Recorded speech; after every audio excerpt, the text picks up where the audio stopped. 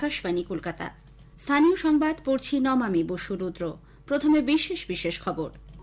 কলকাতা হাইকোর্টের নির্দেশ অনুযায়ী জয়নগরের নির্যাতিতা শিশুর ময়নাতদন্ত কল্যাণীর জেএনএম মেডিকেল কলেজ হাসপাতালে সম্পন্ন হয়েছে। বিজেপি জয়নগর কাণ্ডে কেন্দ্রীয় দল পাঠানোর আবেদন জানিয়েছে। রাজ্য সরকার বীরভূমের খয়রাশুলে কয়লা খনিতে বিস্ফোরণের ঘটনায় মৃতদের পরিবার পিছু ৩২ লক্ষ টাকা করে অর্থ সহায়তা দেবে। পরিবারের একজনকে দেয়া হবে হোমগার্ডে চাকরি।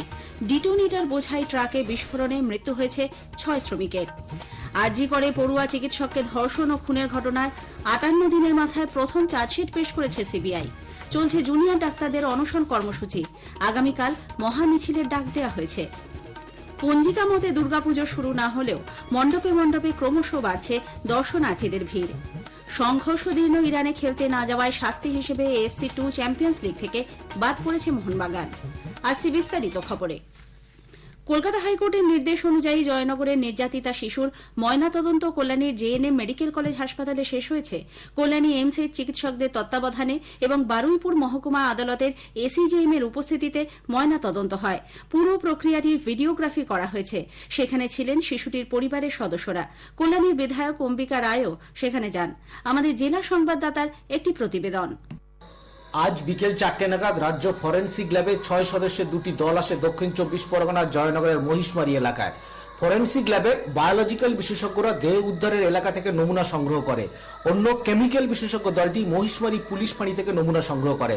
গত শনিবার এলাকার উত্তেজিত জনতা এই পুলিশ ফাঁড়িতে ভাঙচুর করে আগুন লাগিয়ে দেয়। এদিন দুই দলই বেশ কিছু নমুনা সংগ্রহ করার পাশাপাশি ঘটনাস্থলে ভিডিওগ্রাফি করে। ঘণ্টাখানেক পর বেরিয়ে যায় ফরেন্সিক দলের সদস্যরা। তথ্য প্রমাণ লোপাটের আশঙ্কা করছেন পরিবার ও প্রতিবেশীরা। ফরেন্সিক বিশেষজ্ঞ জানিয়েছেন, দুদিন পরে হলেও ঘটনাস্থল থেকে বেশ কিছু নমুনা মিলেছে।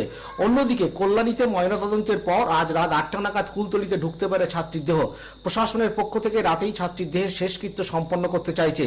পরিবার এ বিষয়ে এখনো কিছুই জানায়নি। আজও কুলতলির গরানকাটিতে বিচারের দাবিতে রাস্তা অবরোধ করে বিক্ষোভে সামিল হয় কয়েকশো মানুষ। রাস্তায় গাছের গুড়ি, ইট দিয়ে চলে অবরোধ। বৃষ্টি উপেক্ষা করে কয়েক ঘন্টা ধরে চলে এই অবরোধ বিক্ষোভ। গৌতম মণ্ডল, আকাশবাণী সংবাদ, দক্ষিণ ২৪ পরগনা। কেন্দ্রীয় প্রতিমন্ত্রী সুকান্ত মজুমদার জয়নগরের ঘটনার তদন্তে কেন্দ্রের প্রতিনিধি দল পাঠাবার আর্জি জানিয়েছেন। নারী ও শিশু কল্যাণ মন্ত্রী অন্নপূর্ণা দেবীকে লেখা এক চিঠিতে শ্রী মজুমদার বলেন, জয়নগরে মহিলা ও শিশুরা নিরাপদ নয়।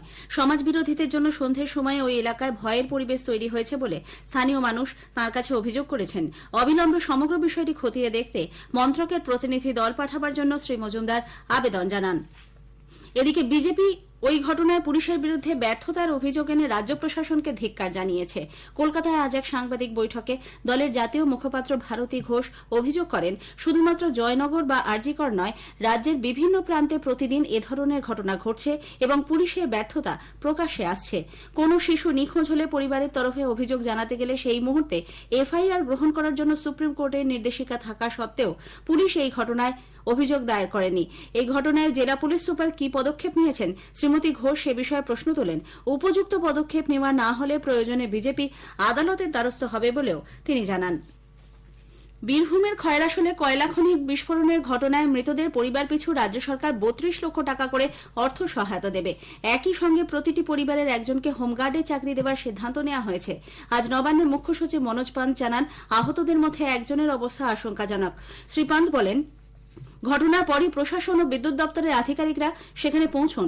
উপযুক্ত পদক্ষেপ গ্রহণের পাশাপাশি ওয়েস্ট বেঙ্গল পাওয়ার ডেভেলপমেন্ট কর্পোরেশনের অধীনে থাকা এই খনিতে কিভাবে দুর্ঘটনা ঘটল তা খতিয়ে দেখা হচ্ছে। জেলা প্রশাসনের কাছ থেকে বিস্তারিত রিপোর্ট চাওয়া হয়েছে। মুখ্য সচিব বলেন, বিদ্যুৎ উন্নয়ন নিগমের তরফ থেকে ৩০ লক্ষ টাকা আর্থিক সাহায্য ছাড়াও রাজ্য সরকারের পক্ষ থেকে ২ লক্ষ টাকা করে দেওয়ার নির্দেশ দিয়েছেন মুখ্যমন্ত্রী। আগেই জানানো হয়েছে, আজ সকাল 10:30 নাগাদ কয়লা খনিতে বিস্ফোরণ ঘটানোর জন্য ব্যবহৃত ডিটোনেটর ট্রাক থেকে নামানোর সময় প্রবল বিস্ফোরণ ঘটে। একটি বেসরকারি সংস্থা লিজ নিয়ে এই খনন কাজ চালাচ্ছিল। বিস্ফোরণের তীব্রতা এতটাই ছিল যে সেখানে উপস্থিত শ্রমিকদের দেহ ছিন্ন ভিন্ন হয়ে যায়। প্রায় ৫০০ মিটার দূরে গিয়ে পড়ে দেহাংশ। শ্রমিকদের পরিবারের পক্ষ থেকে পুলিশের সামনে বিক্ষোভ প্রদর্শন করা হয়। ঘটনায় ৬ শ্রমিকের মৃত্যু হলেও বেসরকারি মতে মৃতের সংখ্যা আরও বেশি। উত্তরবঙ্গে পাহাড়ে চা বাগানগুলি শ্রমিকদের বোনাসের বিষয়টি নিয়ে আগামী মাসে ৬ তারিখ ত্রিপাক্ষিক বৈঠক হবে। কলকাতা শ্রম দপ্তরে আয়োজিত ওই বৈঠকে রাজ্য চা বাগান মালিক এবং শ্রমিক সংগঠনের প্রতিনিধিদের যোগ দেওয়ার কথা। কয়েকদিন ধরে পাহাড়ের চা বাগানগুলিতে কর্মবিরতি চলায় রাজ্য সরকারের তরফে ওই বৈঠকে ডাক দেওয়া হয়েছে। উল্লেখ্য, এবছর প্রথম থেকেই বোনাস নিয়ে মালিকপক্ষ ও শ্রমিক সংগঠনগুলি নিজেদের অবস্থানে অনড়। 20% বোনাসের দাবি, মালিকপক্ষের অনমনীয় মনোভাব ও রাজ্য সরকারের উদাসীনতার বিরুদ্ধে গত 30 সেপ্টেম্বর 12 ঘণ্টার বন্ধ পালিত হয়, যা সর্বাত্মক চেহারা নেয়। এরই মধ্যে রাজ্য সরকার 16% বোনাসের প্রস্তাব দিলে পাহাড়ের শ্রমিকরা সেই প্রস্তাব খারিজ করে শুরু হয় কর্মবিরতি ও বাগানের মালিকের বাংলো ঘেরাও। স্থানীয় সংবাদ শুনছেন আকাশবাণী কলকাতা কেন্দ্র থেকে। আরজি করে পড়ুয়া চিকিৎসককে ধর্ষণ ও খুনের ঘটনায় 58 দিনের মাথায় প্রথম চার্জশিট পেশ করেছে সিবিআই। শিয়ালদা আদালতে আজ 45 পাতায় চার্জশিট দাখিল করে কেন্দ্রীয় তদন্তকারী সংস্থা। সিবিআই সূত্রে দাবি, ডাক্তারি ছাত্রীকে ধর্ষণ খুনের মামলায় মূল অভিযুক্ত হিসেবে চার্জশিটে নাম রয়েছে ধৃত সিভিক পুলিশ সঞ্জয় রায়ের। একই সঙ্গে তথ্য প্রমাণ লোপাটের সপক্ষে একাধিক নথিও আদালতে দাখিল করেছে কেন্দ্রীয় তদন্তকারী সংস্থা। এর প্রেক্ষিতে জুনিয়র ডাক্তার দেবাশিস হালদার জানান, এটি প্রাথমিক চার্জশিট, এখনই এ ব্যাপারে মন্তব্য করা সম্ভব নয়। এদিকে আরজি করে কাণ্ডের প্রতিবাদে রাত দখলের কর্মসূচি চলাকালীন ওই মেডিকেল কলেজে হামলার ঘটনায় অভিযুক্ত 88 জনের অন্তর্বর্তী জামিন মঞ্জুর করা হয়েছে। অন্যদিকে নির্যাতিতার নাম প্রকাশ্যে উল্লেখ করায় কলকাতার প্রাক্তন পুলিশ কমিশনার বিনীত কোয়েলের বিরুদ্ধে এফআইআর দায়ের করার আর্জি জানিয়ে কলকাতা হাইকোর্টে যে মামলা চলছে তাতে কেন্দ্রের কর্মীবর্গ ও প্রশিক্ষণ দপ্তরকে যুক্ত করার নির্দেশ দেওয়া হয়েছে। সংশ্লিষ্ট দপ্তরটি বর্তমানে প্রধানমন্ত্রীর হাতে রয়েছে। আইপিএস বিনীত গোয়েল কেন্দ্রীয় ক্যাডারের আধিকারিক হওয়ায় এই নির্দেশ দেন প্রধান বিচারপতি টি.এস. শিবজ্ঞানম এবং বিচারপতি বিভাস পট্টনায়কের ডিভিশন বেঞ্চ। আরজিকর কাণ্ডে ন্যায় বিচার চেয়ে এবং নিরাপত্তার দাবিতে আন্দোলনকারী জুনিয়র ডাক্তারদের অনশন তুলে কাজে ফেরার বার্তা দিলেন মুখ্য সচিব মনোজ পান্ত। নবান্নে আজ তিনি জানান, সুপ্রিম কোর্টের গাইডলাইন মেনে রাজ্য সরকার দ্রুত গতিতে কাজ করছে। সামগ্রিকভাবে 10 অক্টোবরের মধ্যে 90% কাজ শেষ হয়ে যাবে। 15 তারিখের মধ্যে সমস্ত ব্যবস্থা চালু হবে। এই মুহূর্তে সিসিটিভির কাজ 45% শেষ হয়ে গেছে। বিশ্রাম কক্ষ, ওয়ার্করুম এবং অতিরিক্ত আলো লাগানোর কাজও অর্ধেকের বেশি সম্পন্ন। মোট 113 কোটি টাকা বরাদ্দ করা হয়েছিল, প্রয়োজনে আরও অর্থ বরাদ্দ করা হবে। সব ঠিকঠাক থাকলে 1 নভেম্বর থেকে প্যানিক বাটন চালু হয়ে যাবে। সাধারণ মানুষকে পরিষেবা দেওয়ার স্বার্থেই চিকিৎসকদের কাজে ফেরার আহ্বান জানান তিনি। সবার কাছে এটাই অনুরোধ থাকবে যে একটু পজিটিভ দৃষ্টিভঙ্গি নিয়ে এই ইন্টারভেনশনস গুলো যেটা করা হচ্ছে এটাকে দেখার জন্য এবং মানুষের পরিষেবা যাতে আমরা ঠিক মতন দিতে পারি, যার জন্য এইসব পদক্ষেপ নেওয়া হচ্ছে, এটা যাতে সার্থক হোক, এর জন্য সকলকেই এগিয়ে আসতে হবে। এখানে কোনো দুমতের কোনো অবকাশ নেই।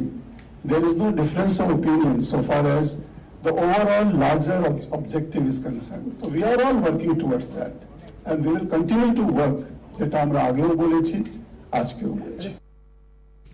অন্যদিকে আরজিকর কাণ্ডের ন্যায় বিচার সহ 10 দফা দাবিতে ধর্মতলা চত্বরে জুনিয়র ডাক্তারদের আমরণ অনশন কর্মসূচি ইতিমধ্যে 2 দিন হতে চলল। অনশন মঞ্চ থেকে আজ ফের একাধিক কর্মসূচির কথা ঘোষণা করেছে জুনিয়র ডক্টরস ফ্রন্ট। আগামীকাল সকাল 9টা থেকে রাত 9টা অবধি 12 ঘন্টার জন্য জুনিয়র ডাক্তার এবং সিনিয়র ডাক্তাররা বিভিন্ন মেডিকেল কলেজ, হসপিটাল এবং এই অবস্থার মঞ্চে আমরা এটি প্রতীকী অনশন কর্মসূচি ডাক দিচ্ছি। আগামীকাল কলেজ ক্লাব থেকে ধর্মতলা অবধি বিকেল 4:30টার সময় বিভিন্ন ডাক্তার সংগঠন, স্বাস্থ্যকর্মীদের সংগঠন এবং সামাজিক সংগঠনের ডাকা এক মহামিছিলে যেভাবে আপনারা আন্দোলনের প্রথম দিন থেকে আমাদের পাশে এসে দাঁড়িয়েছেন, আমাদের কাঁধে কাঁধ মিলিয়েছেন, আমাদের সাথে হাতে হাত মিলিয়ে মানববন্ধন করেছেন, রাত দখল করেছেন, সেই সমস্ত শুভভক্তি সম্পন্ন নাগরিক সমাজের প্রতিনিধিদের কাছে West Bengal junior doctors front এই মিছিলে দলে দলে যোগদান করার জন্য আহ্বান জানাচ্ছে।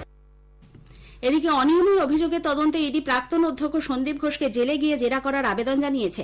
একই সঙ্গে এই মামলায় ধৃত বিপ্লব সিং ও আফসার আলীকে জেরা করার আবেদন জানানো হয়েছে। 3 জনই বর্তমানে জেলবন্দী। আলিপুরের বিশেষ সিবিআই আদালত আজ সেই আবেদন মঞ্জুর করে। পঞ্জিকা মতে দুর্গাপুজো শুরু না হলেও মণ্ডপে মণ্ডপে ক্রমশ বাড়ছে দর্শনার্থীদের ভিড়। চলছে শেষ মুহূর্তের কেনাকাটাও। স্বাভাবিকভাবেই মেট্রো সহ বাস, ট্রেনে উপচে পড়ছে মানুষের ঢল। কলকাতার বিগ বাজেটের পুজো ছাড়াও মফস্বল জেলাগুলির পুজো প্যান্ডেলে ভিড় লক্ষ্য করা যাচ্ছে। সংঘর্ষদীর্ণ ইরানে খেলতে না যাওয়ায় শাস্তি হিসেবে এফসি 2 চ্যাম্পিয়ন্স লিগ থেকে বাদ পড়েছে মোহনবাগান। সরাসরি বাদ দেওয়ার কথা ঘোষণা না করে এফসি জানিয়েছে তাবরিজে ট্রাক্টর এফসির বিরুদ্ধে খেলতে না যাওয়ায় মোহনবাগানের সব গোল ও পয়েন্ট কেটে নেওয়া হয়েছে। তাদের খেলা ম্যাচ বাতিল হিসেবে ধরা হবে। স্বাভাবিকভাবেই প্রতিযোগিতা থেকে বাদ পড়ছে সবুজ মেরুন। শেষ করার আগে স্থানীয় সংবাদের বিশেষ কিছু অংশ আরও একবার। কলকাতা হাইকোর্টের নির্দেশ অনুযায়ী জয়নগরে নির্যাতিতা শিশুর ময়নাতদন্ত সম্পন্ন হয়েছে। বিজেপি কেন্দ্রীয় প্রতিনিধি দল পাঠানোর আবেদন জানিয়েছে। রাজ্য সরকার বীরভূমের খয়রাশুলে খনি বিস্ফোরণের ঘটনায় মৃতদের পরিবার পিছু 32 লক্ষ টাকা করে অর্থ সহায়তা দেবে। স্থানীয় সংবাদ শেষ হলো।